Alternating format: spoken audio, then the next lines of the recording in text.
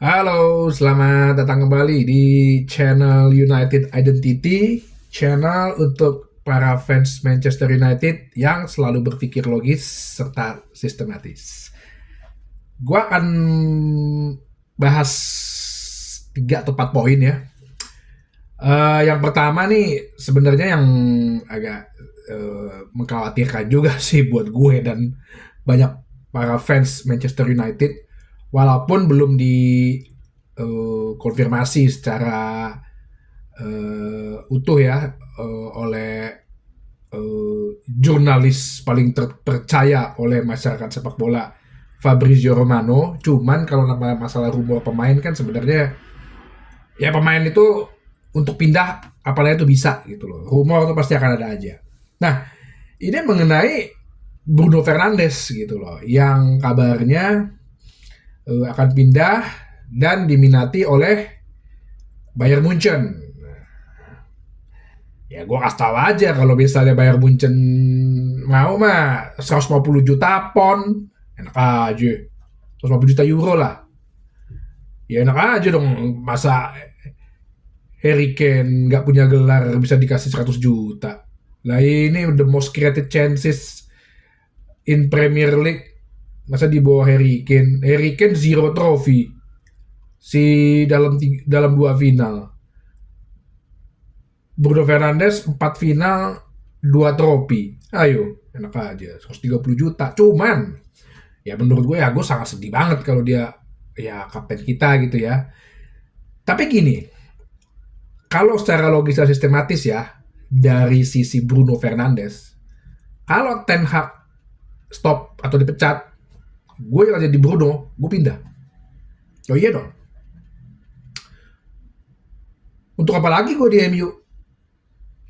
Dia September besok 30 umurnya. Ya, kalau ada pelatih baru, berarti kan nge-rebuild ulang lagi. Gak mungkin nerusin apa yang dirumusin oleh Ten Hag. Pasti akan nge-rebuild ulang lagi dan butuh 2 tahun lagi, bahkan bisa 3 tahun. Ya. Ya gimana dia bisa mencapai secara pemain sebagai seorang pemain ya untuk berada untuk mencapai suatu pencapaian yang di level tertinggi ya, dalam hal ini apa, juara liga sama juara champion gitu loh. Ini tim masih nge-rebuild, umur gue udah 30 tahun ini September besok, dua tahun lagi, 3 tahun lagi, 32, 33 kontrak udah mau habis, tahun 2026 dia habis. Ya untuk apa gitu loh. Kalau gue jadi Bruno Fernandes, kalau Erik Ten Hag dipecat, mending gue pindah. Ya entah ke Bayern Munchen, entah yang mana, ya itu dia. Jadi makanya buat para fans, akun-akun clickbait gitu yang ya lu sebagai benar-benar real fans Manchester United berpikir logis dan sistematis gitu loh. Udah berapa kali dalam episode ini, boleh lo gue tonton di semua tuh episode-episode berikutnya.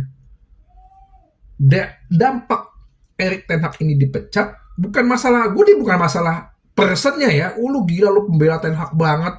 Ada yang bilang apa sih istilahnya kalau di pengacara, bukan itu. Dampak luasnya lu juga harus perhatiin. Dampak luasnya udah perhatiin. Pasti gue bilang kalau Erik tadi pecat, Bruno tuh cabut. Bisa jadi Lisandro Martinez dibawa sama Ten Hag kalau dia ada tempat klub lain. Terus bisa jaminan nggak pemain-pemain muda akan berkembang? Jadi mindset berpikirnya tuh sampai segitu gitu loh. Jangan lu cuman kesel aja lah peringkat 8 pecat. Nih, berpikir logis dan sistematis fans Manchester United. Makanya tontonlah terus channel United Identity, di like, di subscribe, di share.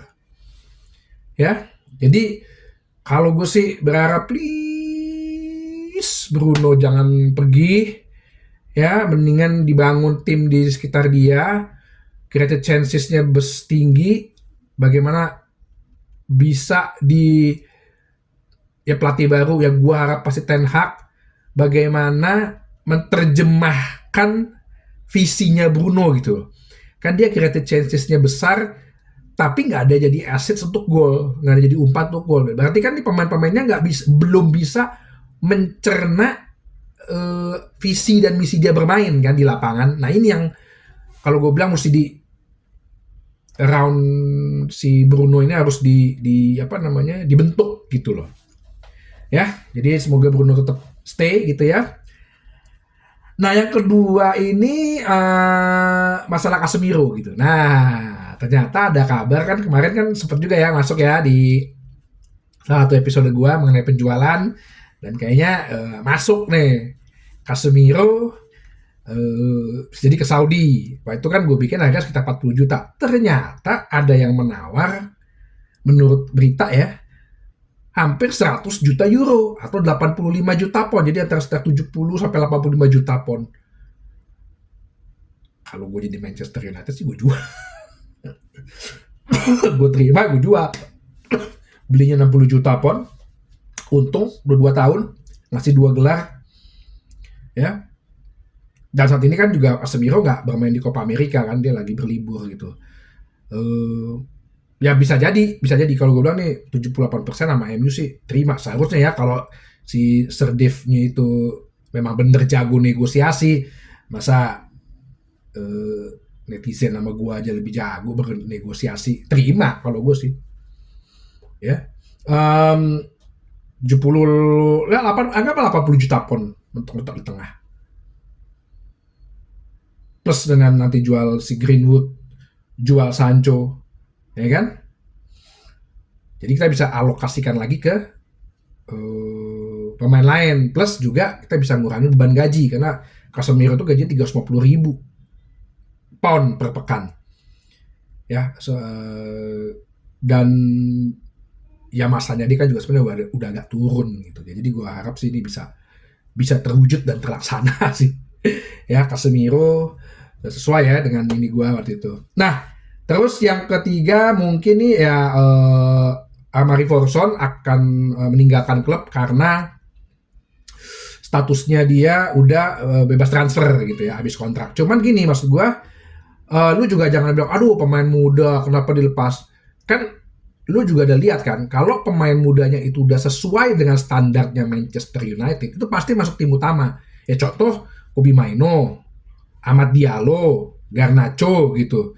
Terus si kemarin si ya sebenarnya ada kemarin tuh yang si Wetley strikernya itu. Nah, cuma sih Amari Forson ini kan udah berapa kali nih di masuk sebagai substitution. Kan impactnya dia juga nggak begitu terlihat jelas banget. Kalau dia impactnya kayak langsung cemerlang gitu, terlihat gitu kayak Kobbie Mainoo, nah gue yakin tim pelatihan di bawah Ten Hag juga pasti akan tempatkan dia masuk dalam tim utama gitu. Jadi ya kalau dilihat ya emang di standarnya di situ ya udah lepas aja sih. Gak apa. Nah, satu lagi ini ada berita dari Fabrizio Romano ya. Ini mengenai back tengah gitu. Kemarin kan gue udah bahas tuh. Coba lo cari ada episode back tengah dipilih. Nah itu. Nah, MU kan mengincar back tengah khususnya yang berkaki kiri gitu ya. Mungkin untuk siapa namanya si kompetitornya Licha lah ibaratnya gitu. Atau backupnya bisa jadi.